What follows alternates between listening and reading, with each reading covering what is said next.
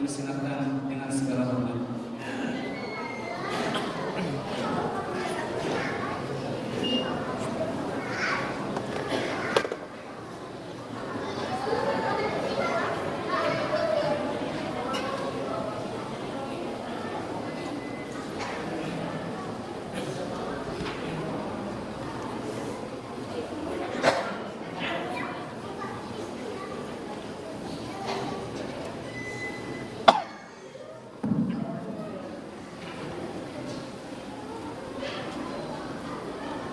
السلام عليكم ورحمة الله وبركاته.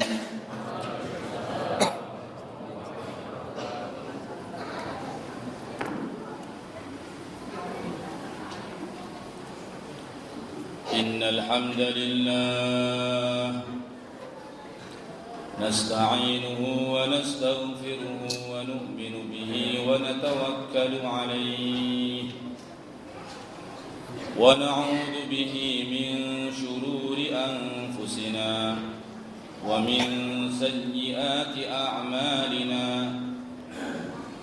من يهده الله فلا مضل له ومن يضلله فلا هادي له أشهد أن لا إله إلا الله وحده لا شريك له وأشهد أن سيدنا ومولانا وحبيبنا محمدًا عبده ورسوله.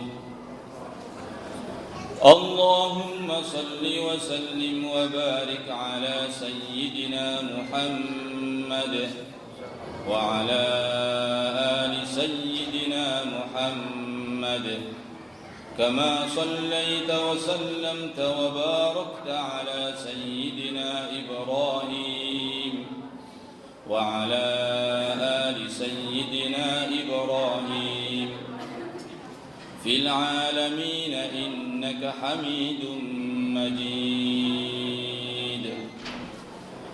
قال الله تبارك وتعالى إن الذين قالوا ربنا الله ثم استقاموا تتنزل عليهم الملائكة ألا تخافوا ولا تحزنوا وأبشروا بالجنة التي كنتم توعدون نحن أولياؤكم في الحياة الدنيا وفي الآخرة ولكم فيها ما تشتهي أنفسكم ولكم فيها ما تدعون نزلا من غفور رحيم.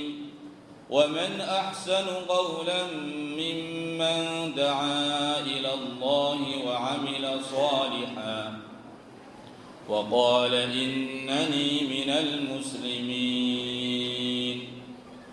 وقال النبي صلى الله عليه وسلم من أحيا سنتي فقد أحبني ومن أحبني كان معي في الجنة. وقال صلى الله عليه وسلم اللهم لا عيش إلا عيش الآخرة اللهم اغفر للأنصار والمهاجرة أو كما قال النبي صلى الله عليه وسلم. Bapak-bapak, ibu-ibu, hadirin hadirat yang dirahmati dan dimuliakan oleh Allah Subhanahu wa taala. Wabil khusus para ulama, para ustadz, wabil khusus Bapak DKM, pengurus masjid, muhajirin dan semua yang hadir yang dirahmati dan dimuliakan oleh Allah Subhanahu wa taala. Senantiasa marilah kita memuji dan bersyukur kepada Allah Subhanahu wa taala atas berbagai rahmat, anugerah, nikmat dan barokah yang begitu melimpah dari Allah kepada kita semuanya.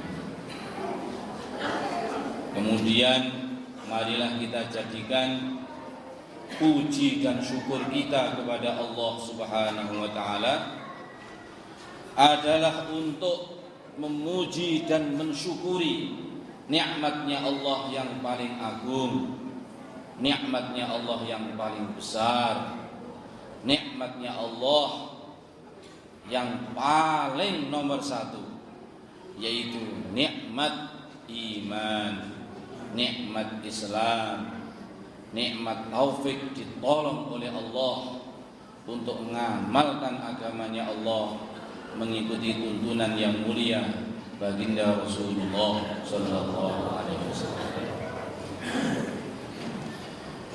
Jamaah yang dirahmati dan dimuliakan oleh Allah Subhanahu wa taala, mengapa bahwa nikmat agama, nikmat iman, nikmat Islam ini merupakan sebesar-besarnya nikmat? Mengapa? Dikarenakan Allah Subhanahu wa taala menjadikan agama ini merupakan kunci segala kesuksesan, kunci segala kemuliaan, kunci segala kebahagiaan, baik di dunia yang sementara maupun di akhirat yang kekal abadi yang selama. Kita tahu bahwa semua orang, apakah dia tinggal di kota, tinggal di desa, laki-laki maupun wanita, semuanya tanpa kecuali pasti ingin menjadi orang yang sukses, menjadi orang yang berhasil, menjadi orang yang dipenuhi di dalam kehidupannya dengan kebaikan-kebaikan, keberhasilan dan kemuliaan. Tidak ada di dunia ini orang ingin jadi orang gagal, tidak ada. Kalau dia seorang pelajar, pasti ingin jadi pelajar yang sukses, yang berhasil. Kalau dia seorang pedagang, pasti ingin jadi pedagang yang sukses, yang berhasil. Kalau dia petani, pegawai, siapa saja pasti ingin orang menjadi orang yang sukses, orang yang berhasil. Maka yang dimuliakan oleh Allah Subhanahu wa taala, yang pertama kali hendaklah kita renungkan, kita jadikan bahan perenungan siang malam adalah siapa sesungguhnya yang bisa mendatangkan kesuksesan? Siapa sesungguhnya yang bisa mendatangkan keberhasilan, yang bisa mendatangkan kemuliaan, kejayaan, kebahagiaan? Ternyata yang namanya kesuksesan, yang namanya keberhasilan, ini adalah keadaan-keadaan yang didatangkan oleh Allah. Sebagaimana sakit hanya dari Allah, sehat hanya dari Allah, hidup hanya dari Allah, mati hanya dari Allah. Maka demikian pula sukses, berhasil ataupun sebaliknya gagal, ini yang menentukan hanyalah Allah. Fa innahu la haula wala quwwata illa billah. Manusia itu tidak punya kekuatan, tidak punya upaya kecuali ditolong oleh Allah. Kecuali ditolong oleh Allah. Coba kita lihat cerita yang dikisahkan oleh Allah di dalam Al-Quran mengenai ceritanya Nabi Musa alaihi salatu wassalam. Ini Nabi Musa belum lahir itu sudah punya musuh. Orang belum lahir ditakdirkan sudah punya musuh. Fir'aun yang mengaku jadi raja. Fir'aun ini ngaku jadi raja tapi aneh, percaya sama dukun ramal. Wong raja kok percaya sama dukun ramal, itulah Fir'aun.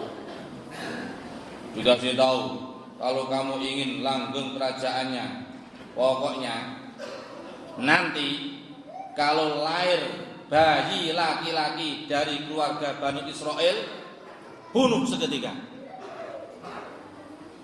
Maka akhirnya karena percaya dijadikan undang-undang, siapapun ibu dari kalangan Bani Israel melahirkan bayi laki-laki tidak perlu ditanya-tanya, harus dibunuh. Diundang-undangkan seluruh kerajaan. Coba ini, seorang bayi belum lahir sudah ada undang-undang. Pokoknya kalau lahir bayi laki-laki dari Bani Israel harus dibunuh. Padahal nanti Nabi Musa itu ditakdirkan lahir dari keluarga Bani Israel. Fa idza khifti 'alaihi fa'alqihi fil yammi wa la takhafi wa la tahzani inna radduhu ilaiki wa ja'iluhu minal mursalin. Maka diceritakan ketika ibunya Nabi Musa, ibunya bayi yang kemudian nanti menjadi Nabi Musa, melahirkan anak laki-laki, ketakutan. Begitu ketakutan. Bagaimana ini? Ternyata anak saya seorang laki-laki. Padahal undang-undang di kerajaan ini sudah jelas. Ibu Bani Israel melahirkan bayi laki-laki harus dibunuh. Bagaimana ini? Bagaimana ini? Ketakutan, kekhawatiran. Maka tiba-tiba Allah ilhamkan kepada ibunya, kalau kamu takut, khawatir keselamatan bayi kamu, maka bikin kotak, kemudian masukkan bayi itu di dalam kotak. Setelah itu hanyutkan itu kotak ke sungai Nil. Coba kata para ulama, lihatlah bagaimana perintahnya Allah. Ketakutan terhadap, kekhawatiran terhadap bayi yang jelas-jelas dicari oleh seluruh kerajaan. Tetapi perintahnya apa? Suruh bikin kotak, masukkan di dalamnya, hanyutkan ke sungai. Loh, ini kan betul-betul tidak cocok dengan logika ini. Tidak cocok dengan akal pikiran ini. Mestinya kalau takut sama kekhawatiran keselamatan bayi, masukkan kamar, kedap suara, tidak terdengar suaranya dari luar. Kalau perlu ada penjaga-penjaganya. Tidak. Ternyata yang diperintahkan oleh Allah, bikin kotak, masukkan dalamnya, hanyutkan ke sungai Bengawan Nil.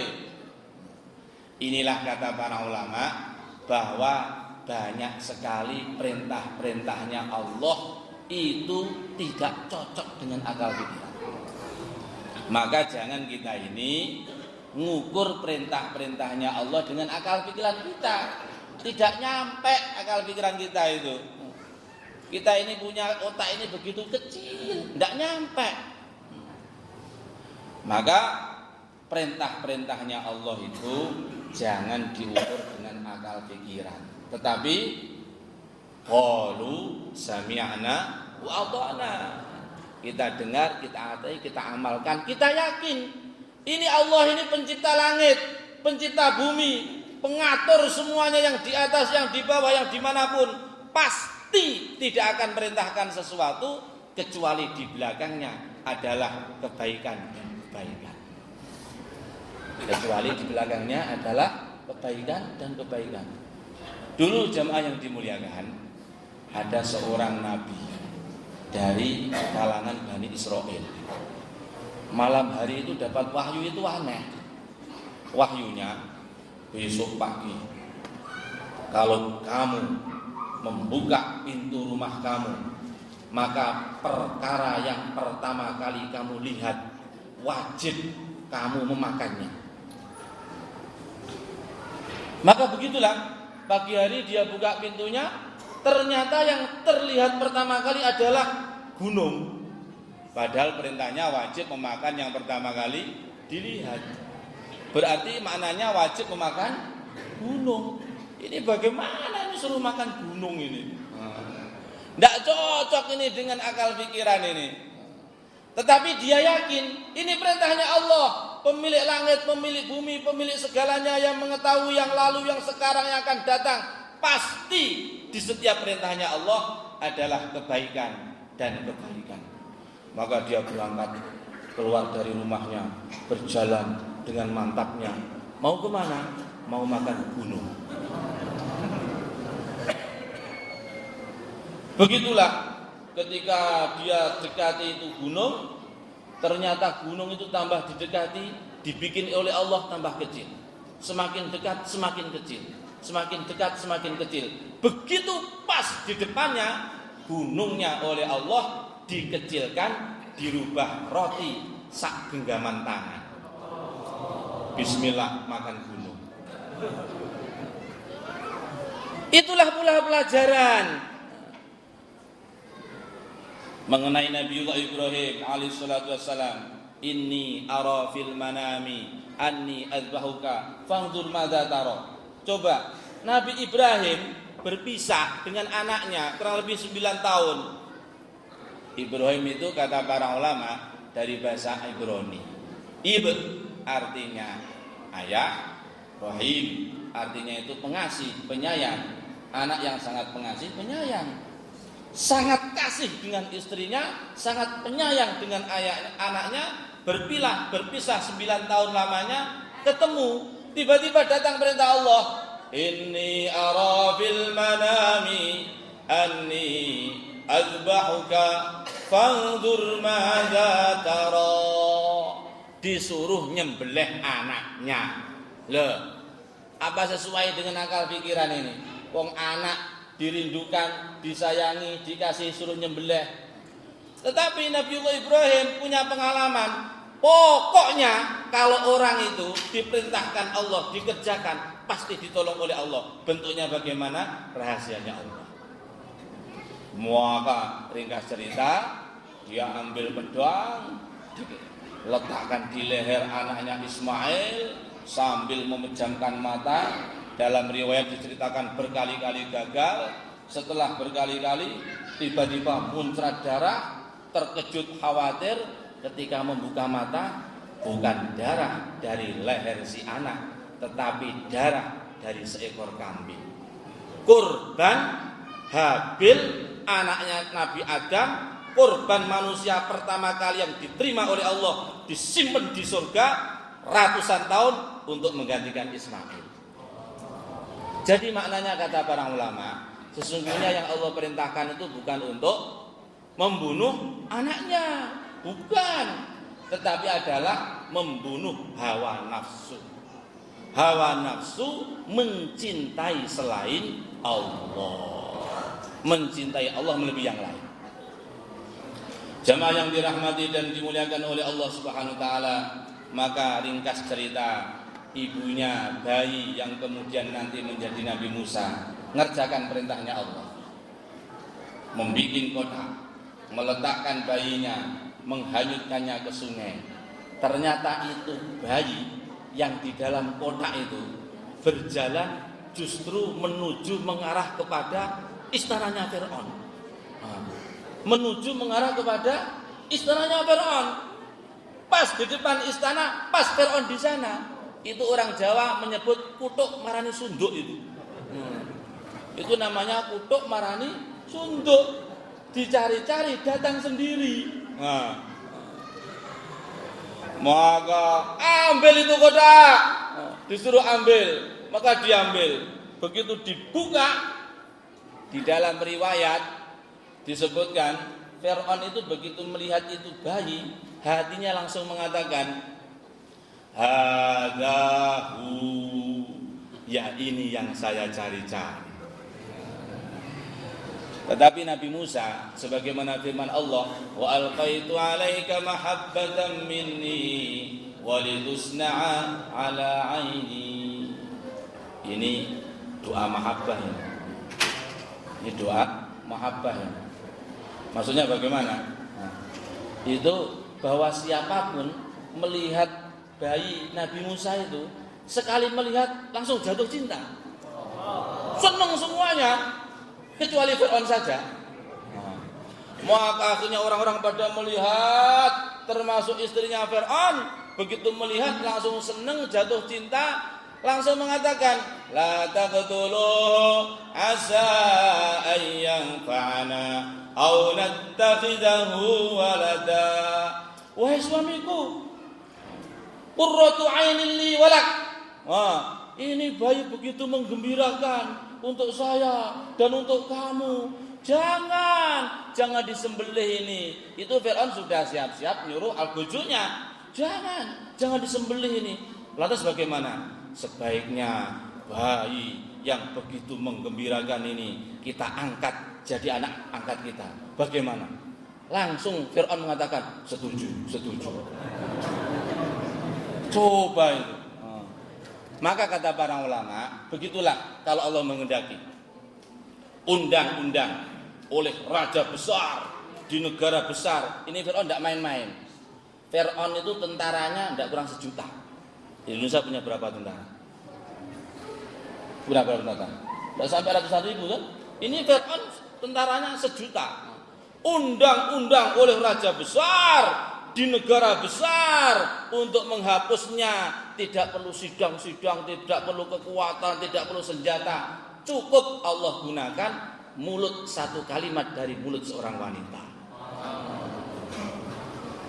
Allah hendak menampakkan kuasanya. Begitulah kalau Allah kehendaki. Masya Allahu kan wa ma lam yasha lam yakun. Apa yang Allah kehendaki, itulah yang terjadi. Apa yang Allah tidak kehendaki, tidak akan mungkin terjadi. Sebagaimana dalam hadis yang sahih disebutkan dalam Sahih Bukhari dan juga Sahih Muslim, bahwa Nabi bersabda, apabila malam hari turun hujan, maka pagi hari manusia terbagi kepada 2 golongan. Sebagian orang akan mengatakan, hujan mutirna binau'i kadza. Hujan turun semata-mata karena sudah musim penghujan. Itu bintang, tanda musim penghujan. Desember gede-gedenya sumber. Januari hujan sehari-hari. Otak adik madonya orang Jogja. Desember gede-gedenya sumber, Januari hujan sehari-hari. Mutirna binau'i kadza. Hujan karena musim penghujan, ringkasnya begitu. Maka Nabi bersabda, yang seperti ini kalau mengatakan dan meyakini dari lubuk hati terdalam, ini golongannya iman kepada musim, kufur kepada Allah pencipta musim. Lalu yang benar bagaimana? Yang benar ini kalau kita mengatakan dari keyakinan bahwa hujan itu dari Allah, datang menurut kehendak Allah, didatangkan dari khazanahnya Allah, menurut ukuran yang ditentukan oleh Allah. Wa in min syai'in illa 'indana khazainuh wa ma nunazziluhu illa biqadarin ma'lum. Semua dari Allah, dari khazanahnya Allah, turun menurut ketentuan yang ditentukan oleh Allah.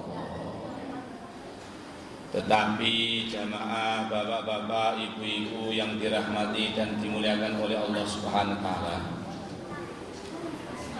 Kadang-kadang anak-anak kita di sekolah-sekolah SMP, SMA itu diajari pelajaran yang aneh oleh guru-guru mata pelajaran IPA-nya itu. Gurunya itu mengatakan, ketahuilah bahwa sesungguhnya hujan adalah dari awan. Dan ketahuilah bahwa awan adalah dari uap air. Uap air adalah dari lautan. Air lautan adalah dari hujan. Hujan dari awan. Awan dari uap. Uap dari air lautan. Air lautan dari hujan. Hujan dari awan. Awan dari uap. Uap dari air lautan. Air lautan dari hujan. Muter aja tidak ada henti-hentinya. Jadi itu tidak ada bedanya dengan ketahuilah sesungguhnya telur adalah dari ayam dan ayam adalah dari telur. Telur dari ayam, ayam dari telur, telur dari yang muterkan itu siapa? Itulah namanya orang diajari dari makhluk ke makhluk. Yang muterkan itu siapa? Yang memulai itu siapa? La ilaha illallah. Semua dari Allah. Tidak akan terjadi kecuali apa yang dikehendaki oleh Allah. Loh, Pak. Lah kalau kita mengatakan semua dari Allah, semua dari Allah, semua dari Allah, lalu apa gunanya kita belajar? Apa gunanya kita bekerja? Apa gunanya kita berusaha? Yang seperti itu sudah ditanyakan oleh santri-santrinya Rasulullah, yaitu para sahabat radhiyallahu anhum ajma'in. Ya Rasulullah, idzan nattakilu wa nadul amal. Lah kalau semuanya dari Allah, lalu sudah gantung aja, nunggu takdir aja, enggak usah usaha, enggak usah amal. Maka dijawab oleh yang mulia baginda Rasulullah sallallahu alaihi wasallam dengan kalimat yang begitu indah dan begitu bermakna, begitu dalam. Kullun muyassarun lima khuliqalah. Segala sesuatu itu dimudahkan untuk apa dia diciptakan oleh Allah. Jadi kalau orang itu takdirnya mau menjadi orang yang hafid Al-Quran, nanti ya rajin mengaji Al-Quran. Orang itu kalau takdirnya itu mau jadi orang pinter, rajin belajar. Orang itu kalau takdirnya mau jadi kaya, ya rajin usaha, rajin apa, dan tidak mudah ketipu. Ada orang datang ke kiai. Pak, doakan saya, Pak, segera punya anak, didoakan. Allahumma. Tahun depannya lagi dia datang lagi, Pak, doakan saya supaya dikasih anak. Allahumma. Tahun depannya lagi masih datang lagi, minta yang sama. Akhirnya Pak Kiainya itu bertanya, kamu tiap tahun datang ke sini minta didoakan punya anak. Sebenarnya kamu ini sudah kawin atau belum? Belum.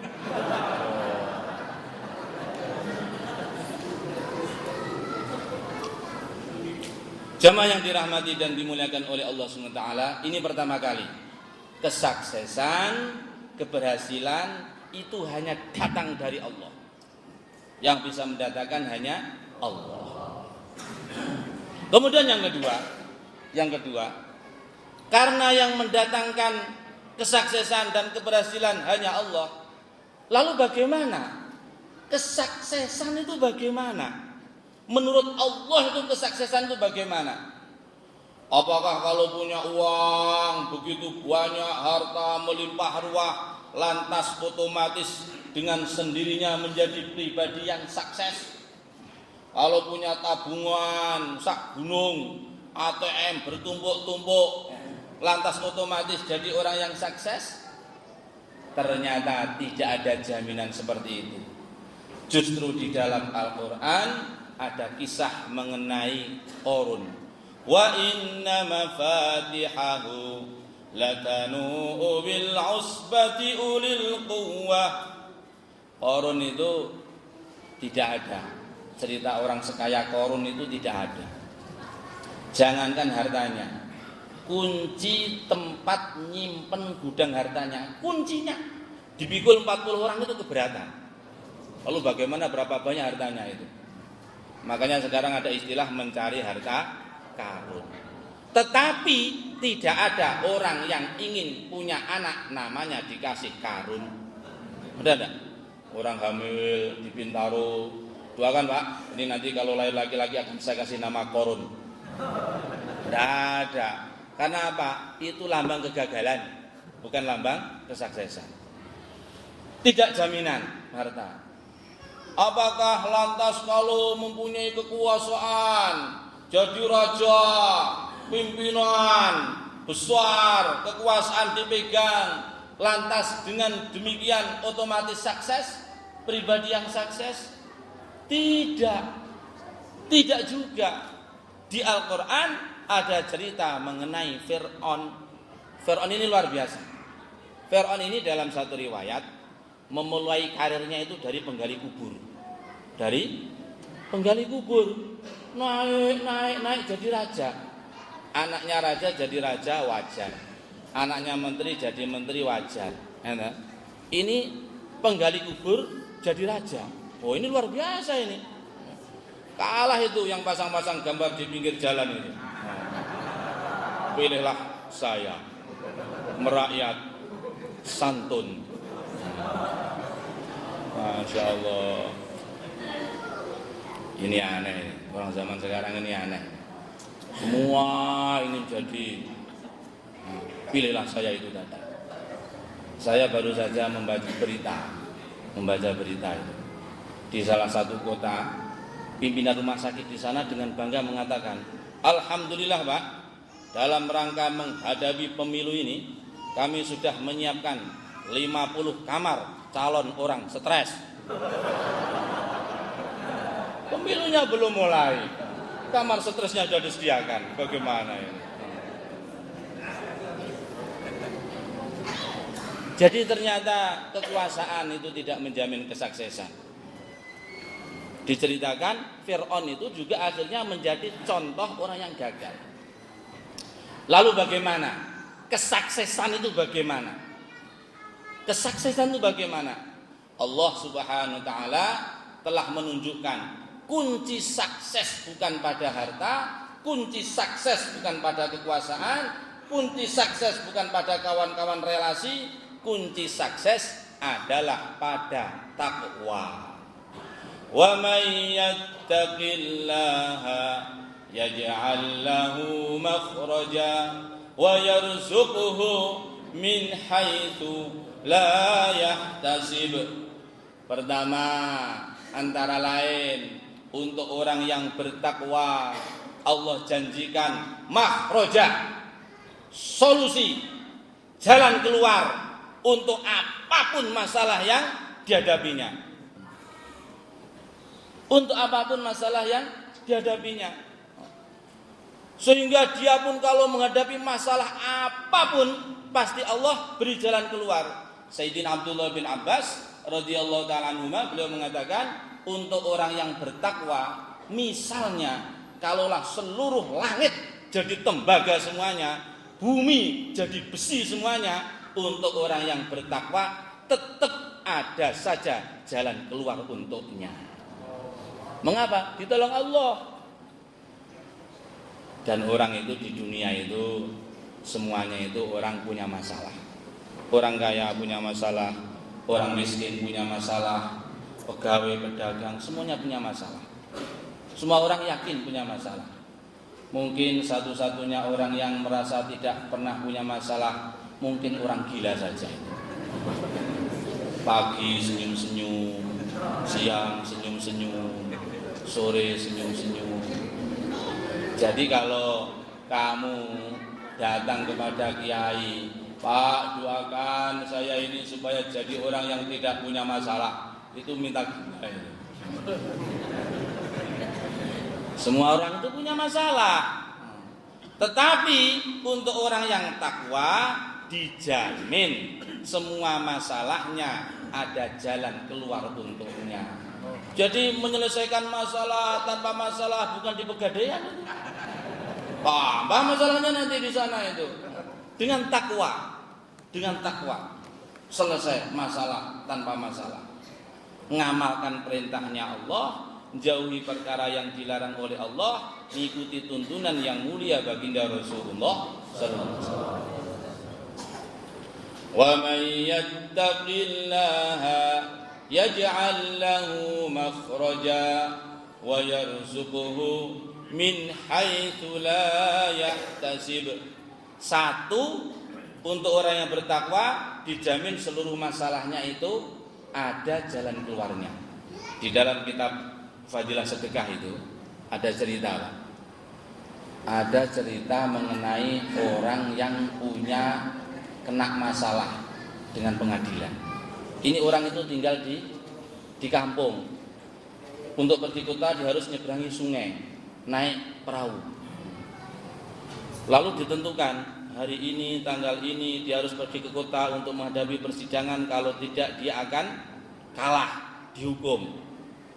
Maka begitulah pada hari yang telah ditentukan, ketika dia keluar dari rumah berangkat ke kota, ternyata sungainya itu banjir. Wah, banjir besar. Sehingga perahu-perahu yang biasanya berangkat itu tidak berani Pak. Ini banjir besar ini, hanyut nanti kita ini. Wah, ini mendesak ini. Saya harus pergi ke kota, harus menghadapi sidang nih. Kalau tidak dihukum saya. Bingung. Akhirnya dikasih tahu. Pergilah kamu ke rumah Fulan bin Fulan, orang soleh yang sangat bertakwa, yang kalau doa-doanya dikabulkan oleh Allah. Minta doa sama dia. Maka betul, pergi ke sana. Ringkas cerita, oleh orang soleh yang dikatakan sangat bertakwa tadi, dia dipesan, sekarang juga kamu kembali ke sungai, ngomong sama sungai, salam dari orang soleh yang bertakwa, yang tidak pernah makan, yang tidak pernah minum, yang tidak pernah ngumpuli istrinya. Dipesan begitu. Begitu dilakukan, dilaksanakan, apa pesannya itu? Langsung itu sungai yang tadinya airnya meluap itu kering seketika. Sehingga dia nyebrang. Selesai masalah untuk dia, tapi masalah untuk keluarganya orang soleh tadi. Istrinya marah-marah.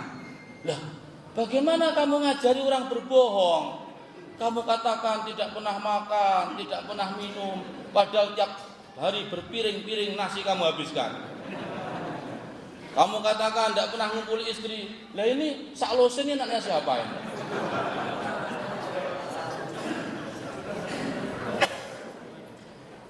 Oh, wahai istriku yang aku cintai, kamu ini rupanya belum paham.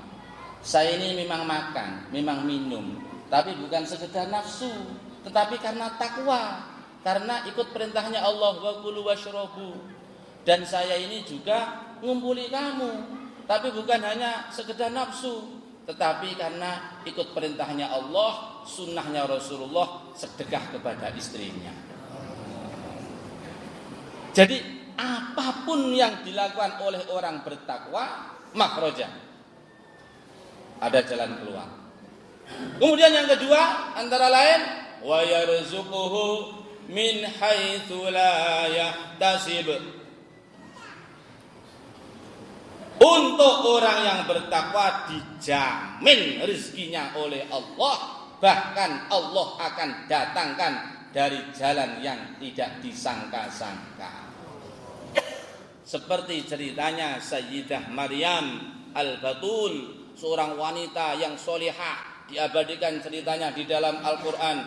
Kullama dakhala 'alaiha Zakaria al-mihraba wajada 'indaha rizqa qala ya Maryam anna laki hadha qalat huwa min 'indillah innallaha yarzuqu man yasha'u bighairi hisab. Sayyidah Maryam seorang wanita yang sangat solehah, yang takwa, yang begitu taat kepada Allah, bahkan tidak pernah maksiat, telinganya, matanya, kakinya, tangannya, seluruhnya. Kebanyakan waktunya itu di dalam rumah. Kebanyakan waktunya itu di dalam rumah, di dalam ruangan, ibadah taat kepada Allah, tidak pernah maksiat. Walaupun tidak pernah kemana-mana, karena takwanya Allah datangkan untuknya rezeki dari mana-mana. Sehingga Nabi Zakaria alaihi salatu wasalam yang mengasuhnya, mendidiknya pada waktu itu, setiap masuk ke kamarnya Maryam itu heran. Ada rezeki-rezeki, ada buah-buahan, ada makanan-makanan, bahkan yang datang tidak pada musimnya. Anna laki hadza? Maryam, dari mana ini? Dijawab, ya min indillah, dipaket dikirim langsung dari Allah. Innallaha yarzuqu man yasha' bighairi hisab.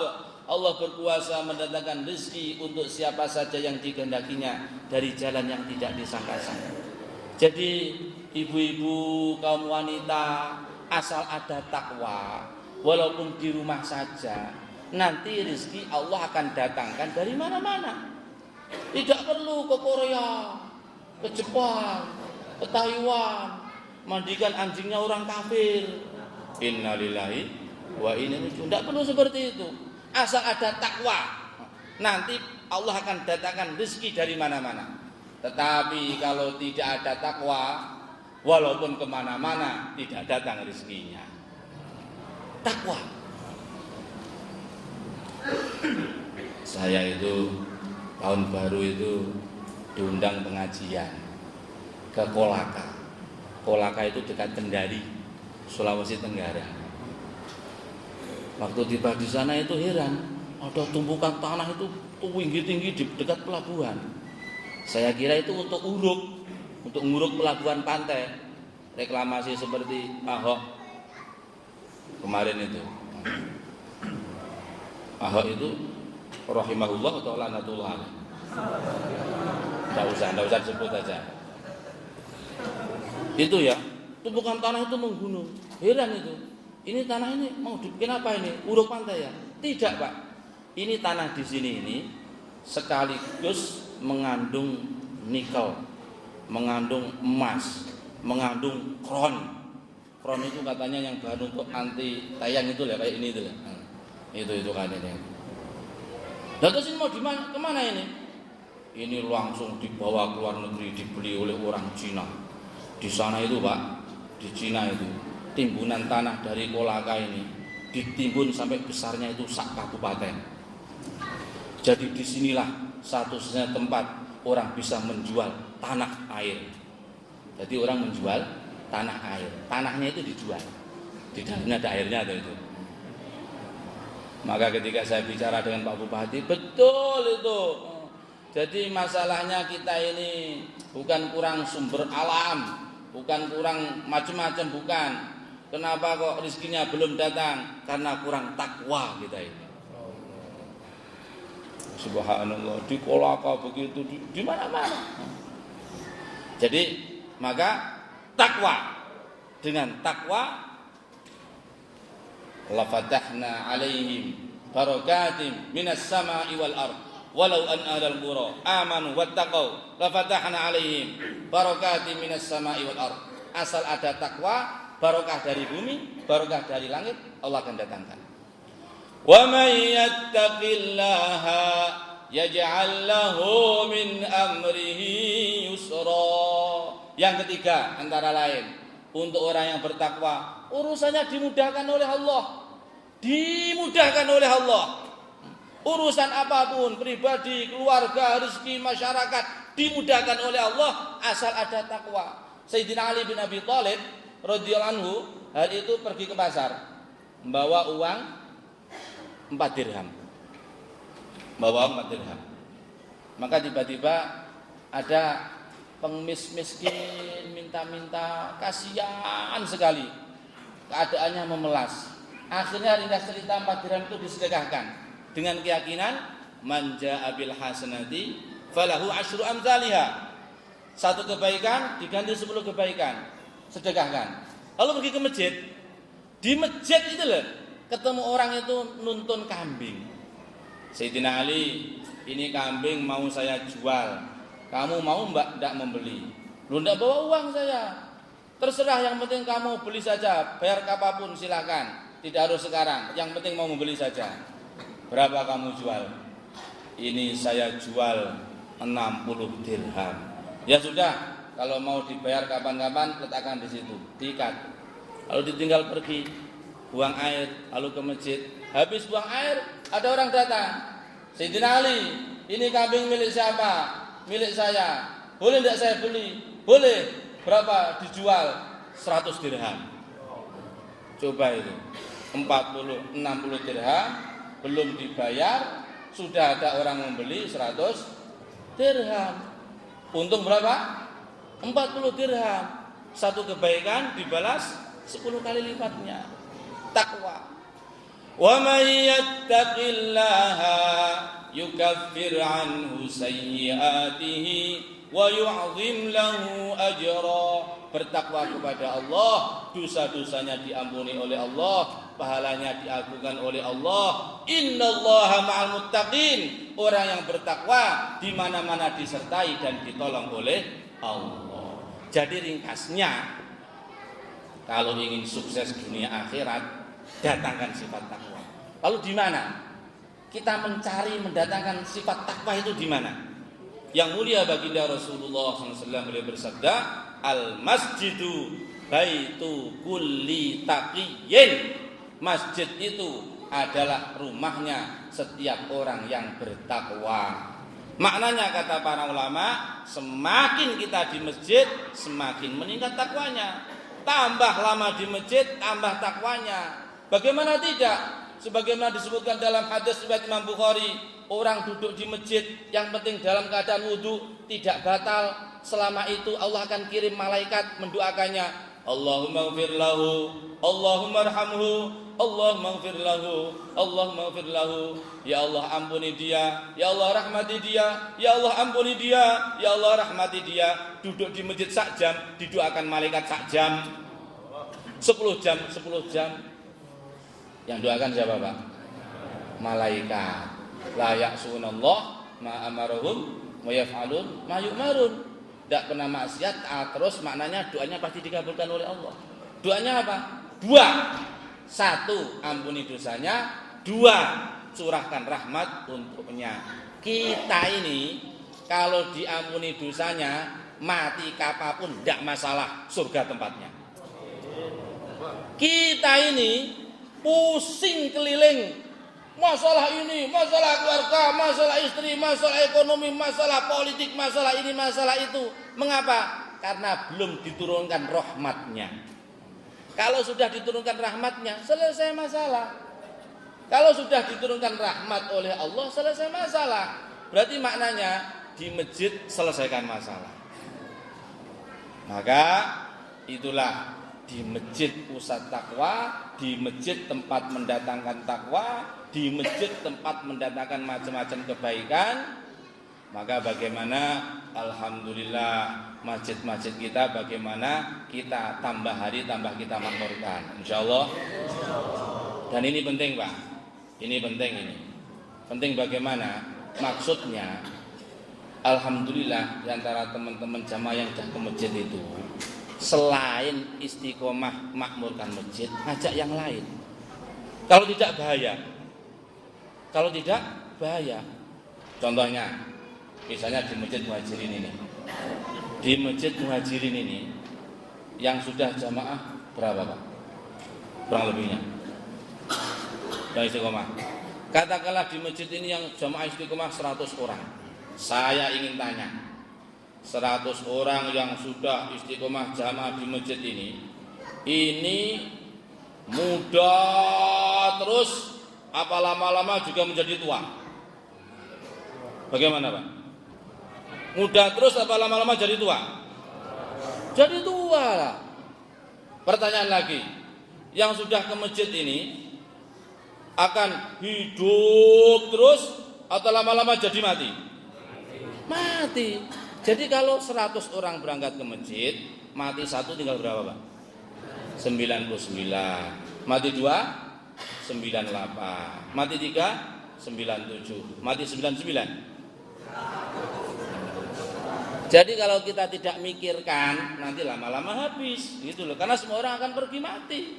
Tapi kalau kita pikirkan yang lain, kita ajak, insya Allah tambah hari masjidnya itu tambah makmur, insya Allah ya.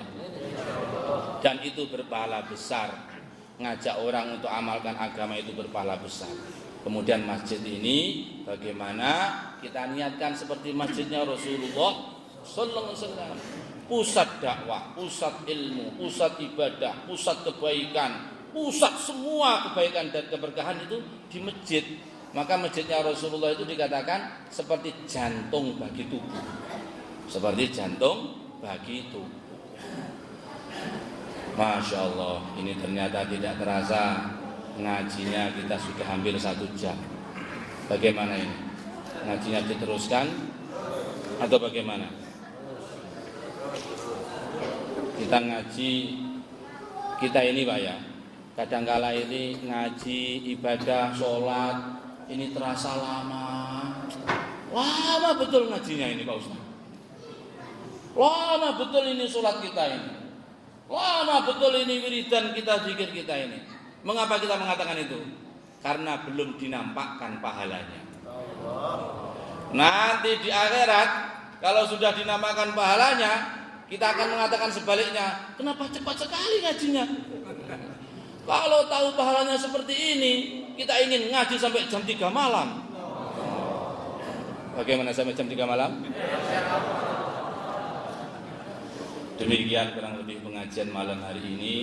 Terakhir saya sampaikan apa yang dulu dikatakan Imam Malik rahimahullah. Imam Malik itu ulama besar di Madinah pada zaman itu. Beliau mengatakan orang-orang Madinah zaman dulu, orang-orang soleh Madinah zaman dulu, itu kalau umur 40 tahun itu seakan-akan rumahnya masjid. Saking rajinnya ke masjid, saking banyak pergi pulang balik ke masjid. Itu kalau umur 40 tahun. Kemudian kalau umur 60 tahun sudah pada siap-siap membeli kain kafan. Coba ini, siapa yang umurnya sudah 60 tahun angkat tangan coba. Tidak ada aku ini. Padahal kelihatan putih rambutnya ini. Maka ini maksudnya bagaimana supaya kita ini tambah hari tambah persiapan. Pasti akan datang satu waktu kita akan pergi meninggalkan dunia untuk menghadap Allah Subhanahu wa taala. Yang kita bawa hanya iman dan amal-amal soleh kita. Semoga pengajian malam hari ini diterima oleh Allah, diberkahi oleh Allah, menjadi sebab turunnya rahmat, barokah dan hidayah dari Allah. Al-Fatihah.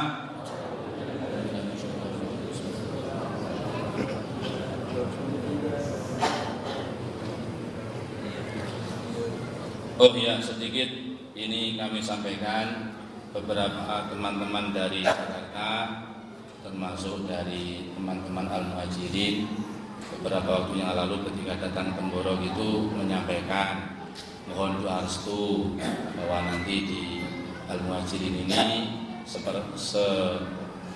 sebagaimana makmur masjidnya juga diniatkan semoga nanti di sini lahir hafid-hafid Al-Qur'an. Madrasah orang sibuk mempelajari agama sehingga tambah hari tambah banyak kebaikannya.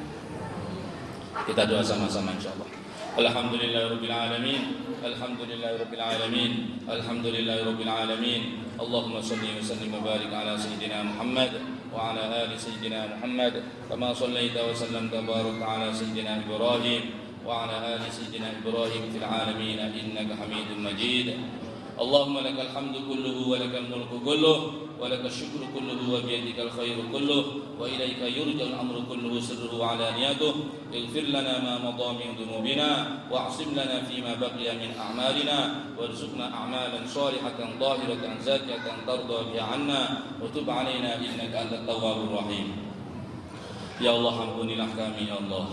Ampunilah seluruh dosa-dosa kami ya Allah.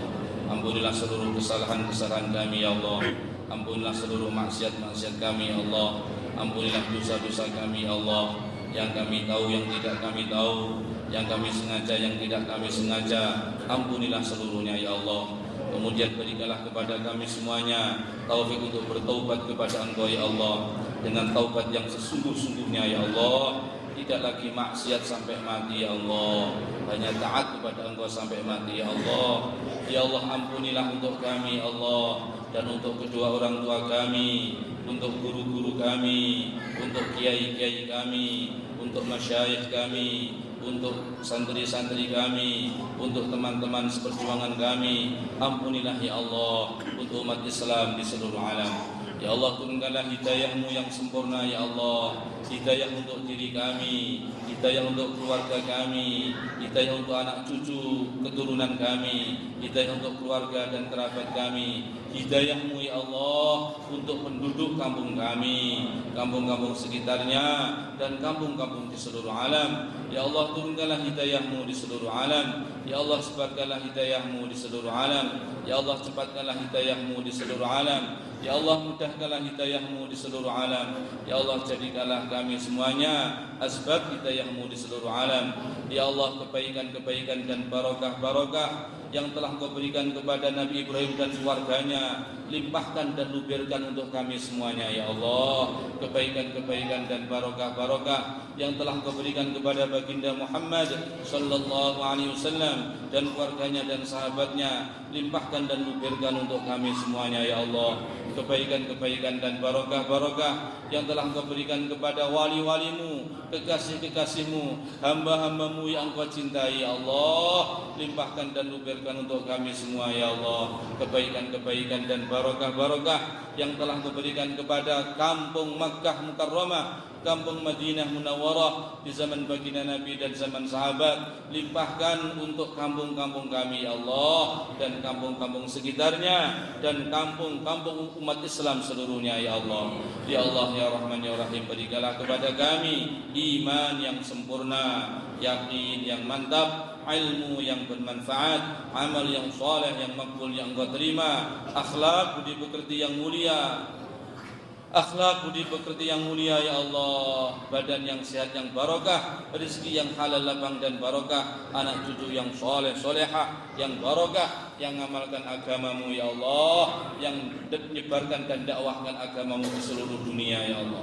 Ya Allah ya Rahman ya Rahim, berikanlah kepada kami semuanya kebaikan dunia, kebaikan akhirat, kemudahan dunia, kemudahan akhirat, kemuliaan dunia, kemuliaan akhirat, kesuksesan dunia, kesuksesan akhirat, bahagia dunia, bahagia akhirat, barokah dunia, barokah akhirat, mendapatkan ridha-Mu di dunia dan di akhirat. Ya Allah, berikanlah kepada kami semuanya ya Allah istiqamah di dalam iman, istiqamah di dalam Islam, istiqamah di dalam takwa, istiqamah di dalam ittiba'us sunnah, istiqamah di dalam ibadah, istiqamah di dalam dakwah, istiqamah di jalan yang Kau ridhai ya Allah, istiqamah hingga kami meninggal dengan husnul khatimah, membawa akhir kalimah la ilaha illallah Muhammadur Rasulullah sallallahu alaihi wasallam. Ya Allah, sebelum kematian kami ya Allah, ampuni seluruh dosa dan kesalahan kami ya Allah. Dan setelah kematian kami ya Allah, susulkan dan kumpulkan kami ya Allah dengan pimpinan kami dan kekasih kami yang mulia baginda Nabi sallallahu alaihi wasallam di surga Firdaus-Mu yang mulia, tanpa adab, tanpa hisab, bersama kedua orang tua kami, keluarga kami, anak cucu keturunan kami, guru-guru kami, masyayikh kami, kiai-kiai kami, santri-santri kami, teman-teman kami bersama seluruhnya ya Allah. Allahumma inna nas'aluka min khairi ma sa'alaka minhu nabiyyuka rasuluka Muhammadun sallallahu alaihi wasallam wal anbiya wal mursalun wal malaikatul muqarrabun wa ibaduka shalihun, wa na'udzubika min syarri ma sta'adaka minhu nabiyyuka rasuluka Muhammadun sallallahu alaihi wasallam wal anbiya wal mursalun wal malaikatul muqarrabun wa ibaduka shalihun, wa antal musta'anu 'alaikal balagh wa la hawla wa la quwwata illa billahil 'aliyyil 'azim. Allahumma ij'al ijtima'ana hadha ijtima'an mubaraka wa tafarruqana ba'dahu tafarruqan marhuman ma'suma, wa la taj'alna shaqiyan wa la mahruma. Rabbana taqabbal minna innaka antas sami'ul 'alim wa tub 'alaina ya maulana innaka antat tawwabur rahim. Rabbana atina fid dunya hasanah wa fil akhirati hasanah wa qina adzaban nar. Wa sallallahu wasallam ala sayyidina Muhammad wa ala alihi wa sahbihi ajma'in. Subhana rabbika rabbil 'izzati 'amma yasifun wa salamun 'alal mursalin walhamdulillahi rabbil alamin. Al-Fatihah.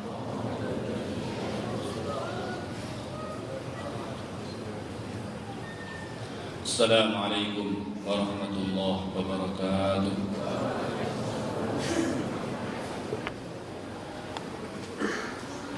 Waalaikumsalam warahmatullahi wabarakatuh. Alhamdulillah, terima kasih mengucapkan kepada Kiai Haji Ibnu Nasrin atas nasihat yang disampaikan kepada kita semua. Semoga bermanfaat untuk kita semua, bisa kita sampaikan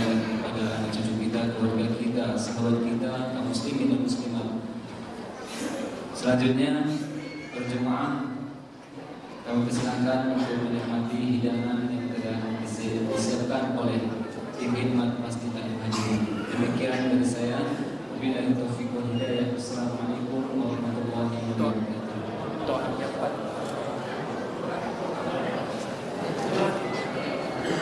Insyaallah panitia telah menyiapkan untuk doa malam. Insyaallah kita hidupkan sunnah